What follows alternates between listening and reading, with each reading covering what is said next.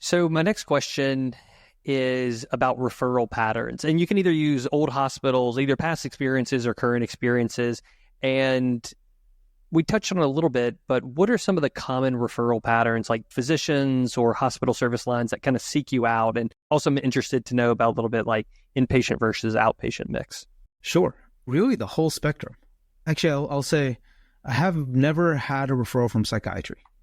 I will say that. I don't think I've ever had a referral from psych from anything. I'd say the bread and butter ones who I hear from all the time, of course, thoracic surgery and pulmonology for all manner of traumatic and non-traumatic chylothorax, GI, surg-onc, gyn-onc, urology for everything from chylous and lymphoceles, plastics, again, for lymphoceles, lymphedema, potentially mapping, vascular surgery, depending on where they are, can have issues with chylous and or lymphoceles, spine surgeries, ortho, et cetera, particularly doing spine fusions, can damage some of the lymphatics potentially unknowingly as well. I think a lot of it isn't so much the specialty as much as it is what your medical center may or may not do. If your place is doing prostatectomies or lymphadenectomy, well, you're going to have lymphoceles. If your place is doing renal transplants, you're going to have lymphoceles. And, I probably see one a week here right now from a lymphocele standpoint. Thoracic ducts, embolizations for chylothoraces, it's going to really depend on, is your place doing esophagectomies? Are they doing pneumonectomies? Are they doing cabbages? But all of these things can run into chylous injuries. And then whether or not there's retroperitoneal lymphadenectomies, places with liver disease, you can have non-traumatic chylositis or chylositis that's related to portal hypertension. So, you're going to see all of these things across the spectrum in an IR practice because you're probably going to be doing some degree of paracentesis or thoracentesis or draining some type of post-op collection that can surprisingly end up being something that nobody expects it to be, whether it's a lymphocele or chylous in nature. So I think this is good enough time to bring up. So what do you consider like the armamentarium that falls into someone with a solid lymphangiography program, like where you manage everything from like the super simple, straightforward case, like lymphoceles to thoracic duct embos, or maybe even something I'm not even thinking of. So I was just thinking like, well, what's the armamentarium of procedures that you think about? Sure.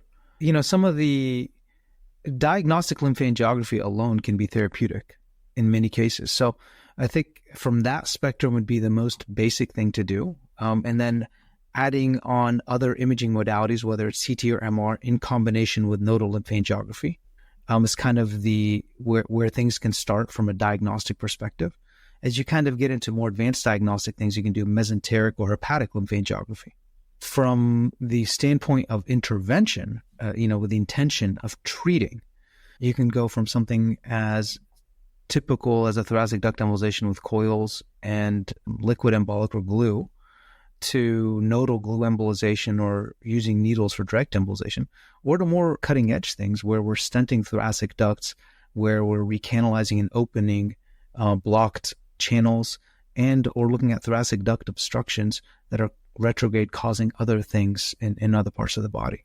So I think it's a very interesting time because I think there's a lot of these things we are continuing to have an evolution in the understanding of what to do with the lymphatics.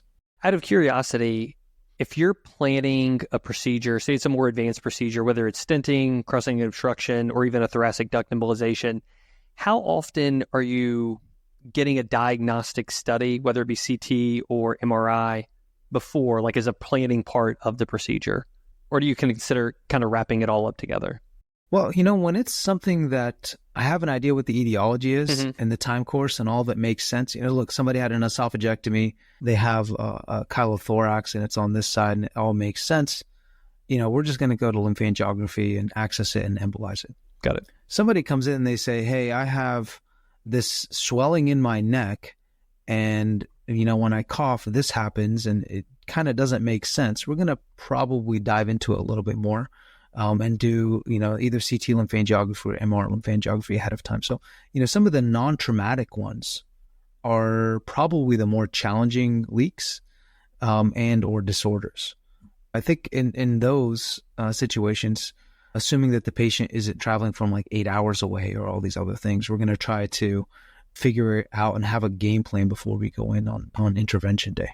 Okay, fair enough. From a diagnostic perspective, do you ever participate in, like, if you're doing the lymphangiography, but then they're later going to MR or CT, are you helping build those protocols, or like speaking with the body diagnostic radiologist to help like build a protocol for that? Or are they kind of, do you do your section and they're like, all right, we'll take it from here? Or is there like a conversation that you guys have about every patient's kind of unique and this is what I'm looking for? I'm interested both like on the how they interpret it, but also like how the protocols get built for CT or MR lymphangiography. Yeah, absolutely.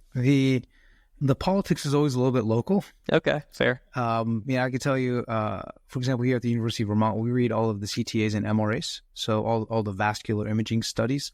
So here, for the CT lymphangiograms, I actually do them in our procedural CT.